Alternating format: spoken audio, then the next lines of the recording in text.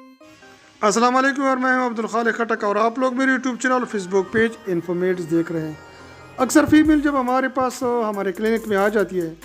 تو ان کے سر میں درد ہوتی ہے یا ان کا ہائی بلڈ پریشر ہوتا ہے، تو اکثر وہ یہ سوال کرتی ہے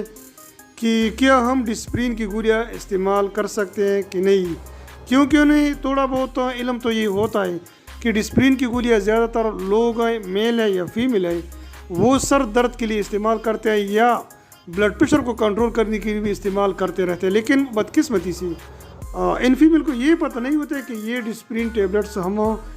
حمل میں بالکل استعمال نہیں کر سکتے ہیں، کیونکہ حمل میں استعمال کریں گے تو اس کو بہت زیادہ نقصان ہو سکتا ہے، اسپیشلی جو بچہ ہوتا ہے یا بچی ہوتی ہے۔ لہٰذا ہمارا ان سے یہی سوال ہوتا ہے کہ اگر آپ لوگوں کا بلڈ پریشر ہائی ہو رہا ہے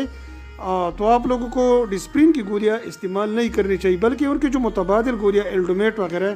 وہ استعمال کرنی چاہیے۔ اسی طرح اگر ان کو سر درد کی شکایت ہوتی ہے